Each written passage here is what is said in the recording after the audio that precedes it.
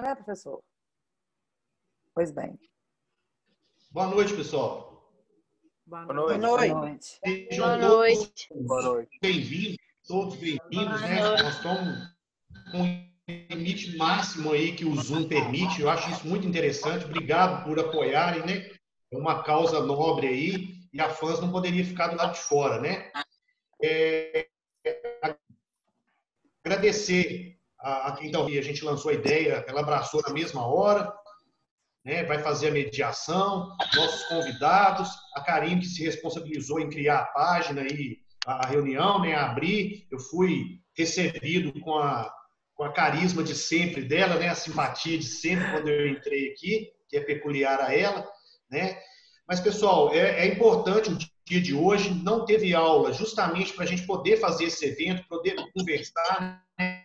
Eu acho que o momento que a gente está passando, né, vem muito a calhar os psicólogos que conseguem, né, abordar bem o assunto, né, e pode ser que alguém esteja precisando, não falou, pode ser que um familiar esteja passando por um momento difícil, precisa de uma palavra aqui, de um conselho, ou de uma ajuda mesmo, que vai sair no nosso bate-papo aqui, né, uma ideia de como tratar esse assunto, é um assunto muito, muito importante, né.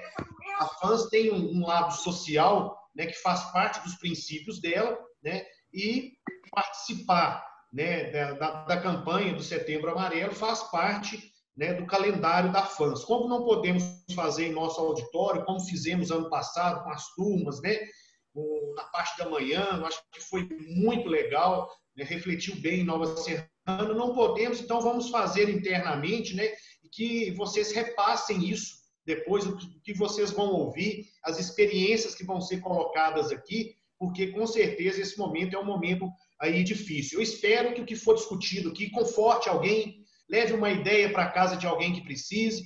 E vocês, alunos, na terceira rodada, né, quem vai mediar é a Cândida, mas me parece que vai ter oportunidade aí de vocês se posicionarem também, principalmente os alunos de psicologia aí, está na hora de tirar a dúvida aí também, e os outros também, tá? Então participem no último bloco, né?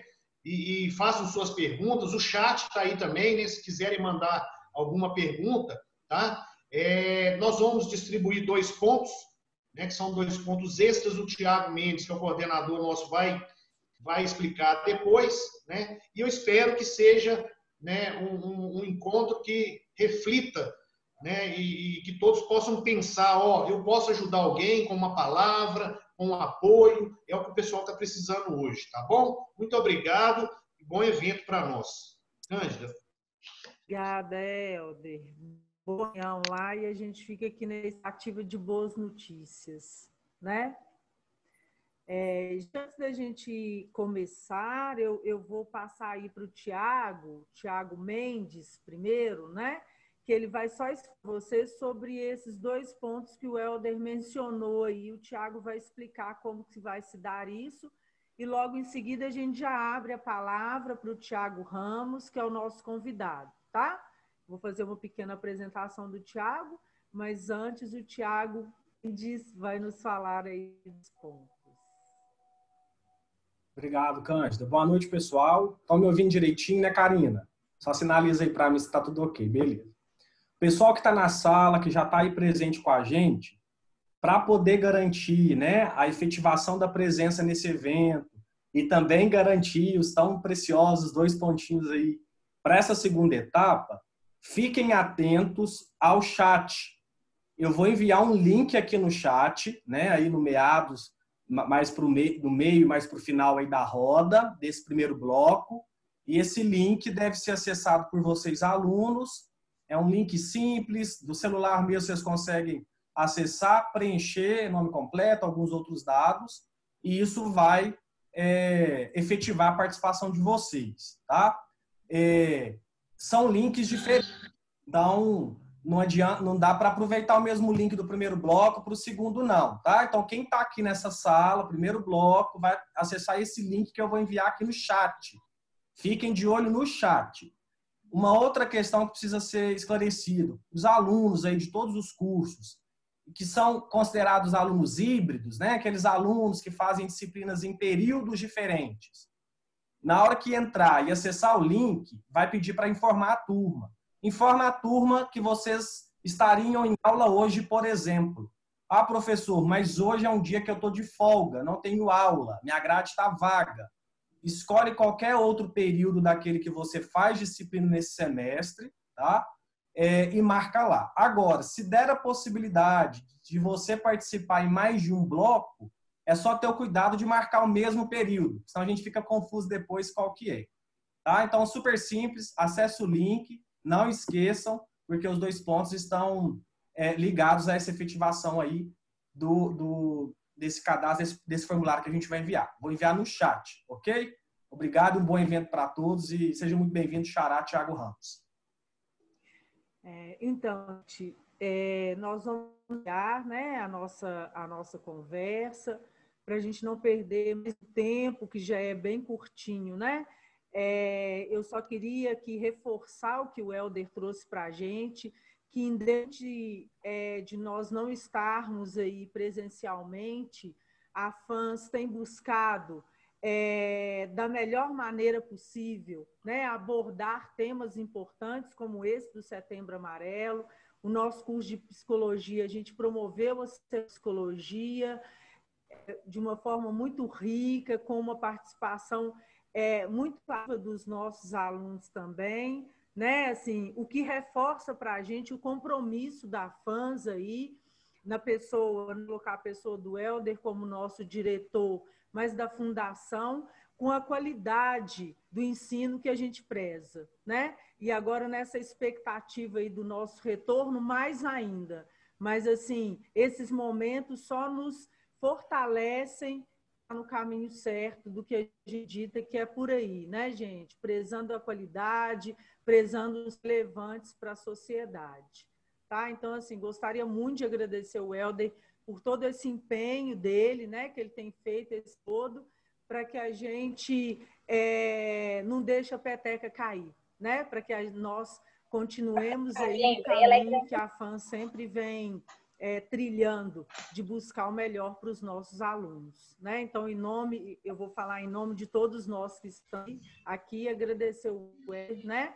E a Fundação por esse apoio e por essa busca aí da qualidade sempre. Então, agora eu vou convidar o Thiago, né? Thiago Ramos. O Thiago é enfermeiro, está como coordenador interino do Serviço de Saúde Mental da cidade de Carmo do Cajuru, né? E o Thiago, ele tem um mestrado sobre as campanhas que têm sido realizadas aí de prevenção ao suicídio. Então, o Thiago vai falar um pouquinho para a gente dessa experiência do mestrado, dessa experiência dele no serviço de saúde mental. Vou deixar ele falar um pouquinho mais, né, sobre esse fazer, essa atuação dele. E aí a gente vai conversando aqui, tá, gente? Thiago, fica à vontade. Obrigado, Ângela. Boa noite, gente. A sua câmera está desligada, Thiago. Minha câmera está desligada? Tá. Ligada agora. Isso. Aí, bem. Boa noite. Gente, então, meu nome boa noite para todo mundo. Eu sou enfermeiro. Né? Atualmente, eu atuo aqui na cidade de Carmo do Cajuru. Né? Sou divinopolitano, mas atuo na cidade de Carmo do Cajuru. Estou como coordenador interino lá do CAPS de Carmo do Cajuru e IRT, né, da saúde mental, IRT municipal da saúde mental da cidade, né, de Carmo do Cajuru. Eu estou mestrando ainda, né, ainda não defendi a minha dissertação, e nós estudamos, né, esse fenômeno aí do Setembro Amarelo e estudamos também um pouco da efetividade ou não, né, das campanhas de conscientização sobre o suicídio na redução, né, na redução aí dos índices de suicídio ou a influência que, de certa forma, essas campanhas de conscientização elas estão acarretando aí na sociedade. Então, a minha pesquisa, na verdade, ela foi na microrregião centro-oeste, né, aqui do estado. São 8 municípios que fazem parte. Nova Serrana não faz parte, né, da microrregião centro-oeste. mas os municípios aqui em redor, né, de Divinópolis, Carmo do Cajuru, Cláudio, Itapecerica, Perdigão, São Gonçalo do Pará, né, e São Sebastião do Oeste, esses municípios fazem parte. Eu fiz uma análise, né, do aumento, do crescimento aí do número de suicídios nessa região, porque o Setembro Amarelo foi uma campanha que aqui no Brasil iniciou em 2015, né, o CVV, o Conselho Federal de Medicina, principalmente, e a gente começou a falar mais de suicídio, como tem que ser falado, né, como nós realmente temos que refletir um pouco mais sobre esse tema. Só que a gente está começando a ter agora um movimento, né, porque isso é muito recente, isso é de 2015 para cá, a gente está tendo agora um movimento de novos dados, de estudos, que estão nos mostrando aí e nos norteando a melhor forma de fazer campanhas de conscientização sobre o suicídio, né? Talvez, isso é uma pergunta filosófica e científica também, nós ainda não pegamos muito o jeito, né, a forma certa, a forma correta de falar sobre o suicídio, até porque esse é um fenômeno muito recente na humanidade. Nós começamos a falar mais, a OMS, a ONU também começaram a incentivar que a gente falasse mais sobre suicídio. Foi de 96 para cá. Em 96 nós tivemos a primeira portaria, vamos dizer assim, legislação, né, de uma forma geral, nos incentivando a falar mais sobre o suicídio. Então é muito recente. Então a gente está aprendendo ainda como falar, né, e eu vou trazer hoje um pouco de alguns dados e alguns estudos que nós já temos. Então o suicídio de uma forma geral, né, nós sabemos que ele é um ato complexo, um ato deliberado do ser, de cessar a própria vida, e ele é um ato complexo justamente porque ele é multicausal, multifatorial, né, multissetorial, e são muitas as complexidades que levam um ser, um indivíduo, a querer acabar com a própria vida, né? E é nesse sentido que a gente fala que ele é complexo, né? Porque o ser humano ele é feito de vida, ele foi feito para a vida, né? O único registro mental que a gente tem é da existência. O ser humano ele não tem o registro da não existência. Não existe em nós o registro da não vida. E é por isso que muitas vezes o fenômeno do suicídio ele incomoda. Muitas vezes que o fenômeno do suicídio ele nos tira do lugar comum, ele nos tira do comodismo, porque ele nos traz a perspectiva de analisar um local, um lugar, né, e uma postura daquele que rejeita essa posição de vida.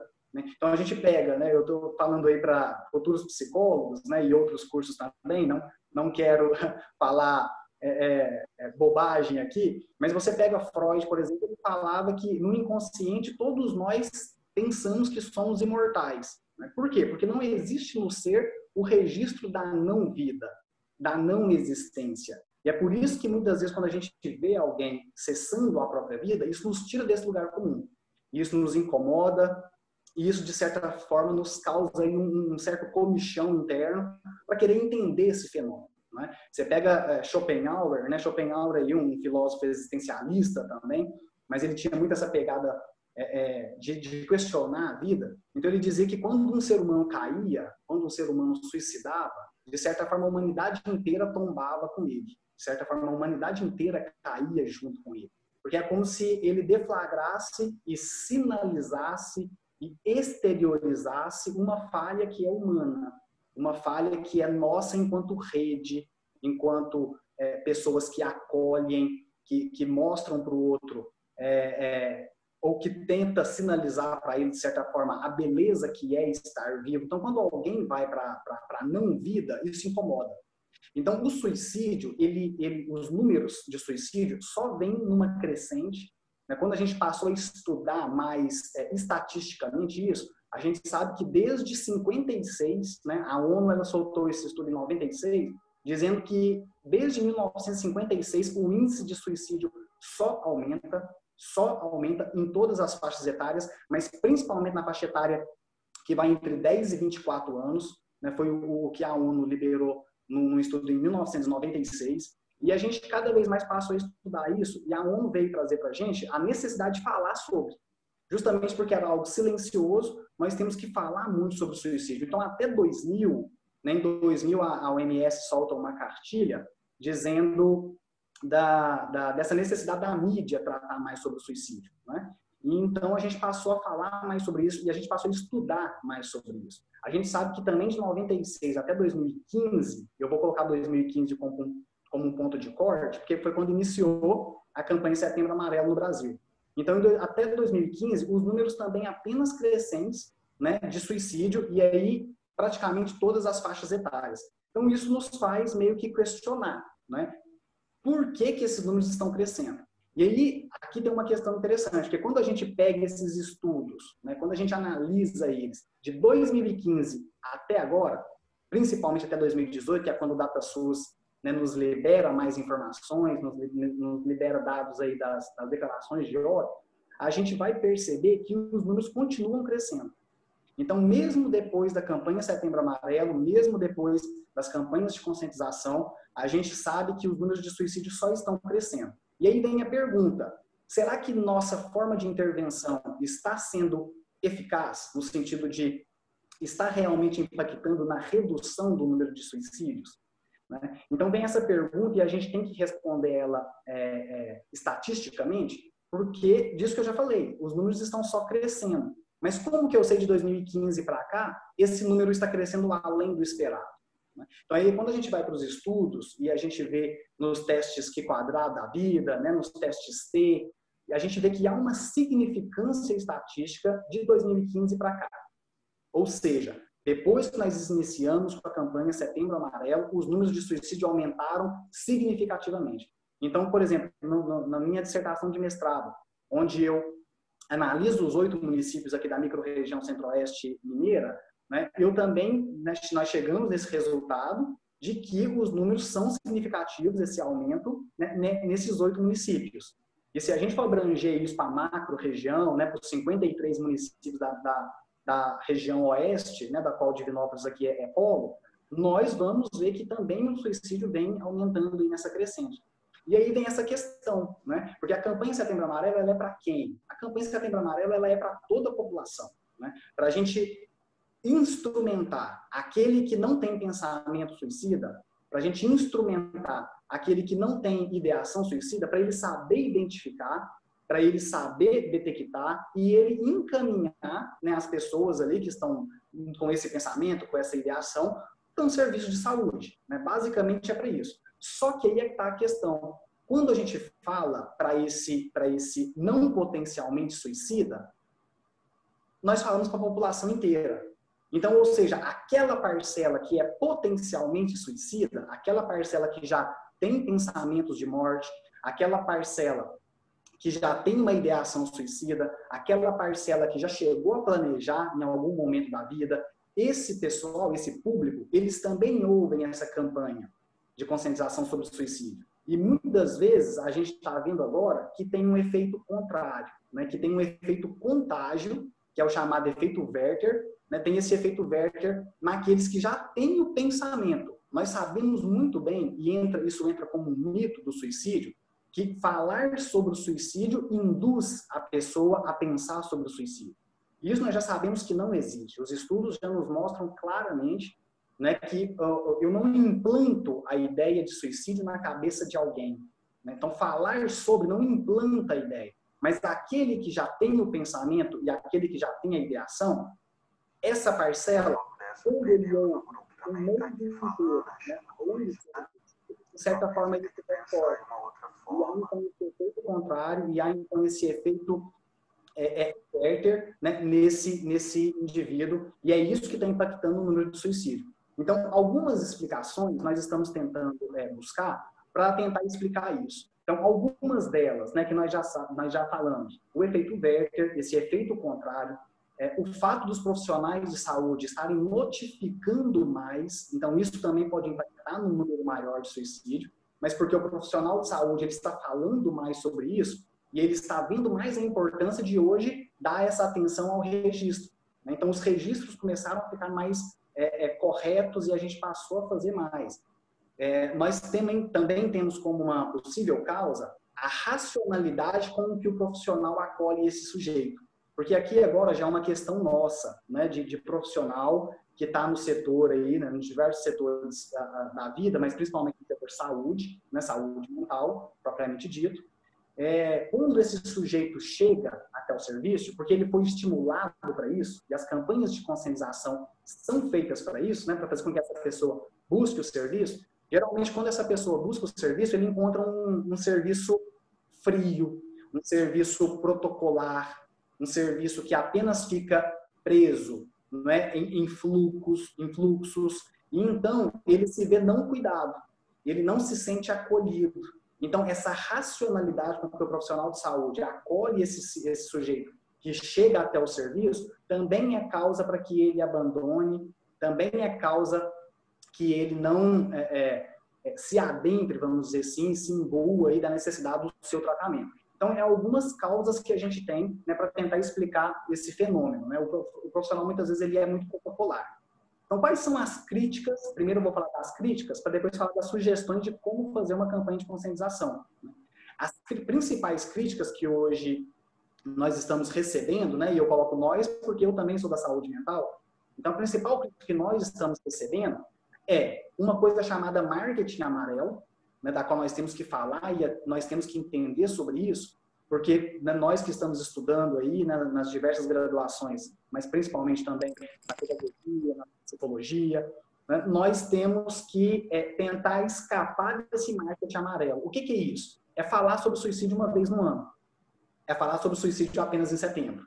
Né? E aí, geralmente, eu gero um sentimento de rejeição daquele que já é potencialmente suicida, porque ele vê e ele entra em contato com a hipocrisia, às vezes, do profissional e da sociedade, de que no setembro a vida fica toda florida, colorida, e a gente fala muito da prevenção do suicídio apenas nesse mês. Então, o marketing amarelo, ele é utilizado muitas vezes para promoção pessoal, ele é utilizado para promoção empresarial, ele é utilizado muitas vezes apenas para a empresa falar que está fazendo uma ação no setembro. Né? Então, hoje nós temos uma crítica muito grande a respeito do marketing amarelo, né, sobre isso. A questão de colocar uma fitinha amarela na lapela. Né? Então, a pessoa coloca uma fita amarela e ela acha que está fazendo prevenção de suicídio. Ajuda? Ajuda. Né? Porque você coloca uma fitinha amarela, é como se você estivesse falando para o outro, olha, eu estou aberto para te ouvir. Mas funciona quando vem junto de todas essas outras intervenções. Então, o marketing... Thiago, Oi? eu só te cortar, é que vai cair, tá? Aí é o mesmo link. Você vai clicar no mesmo link para entrar de novo. Beleza. Tá? Ótimo. Gente, tá bom, porque obrigado. já vai cair. Então é só para a gente poder entrar de novo aí, tá? Aí você retoma dessa fala, por favor, Thiago. Beleza. Na hora que cair, a gente... Tá, joia.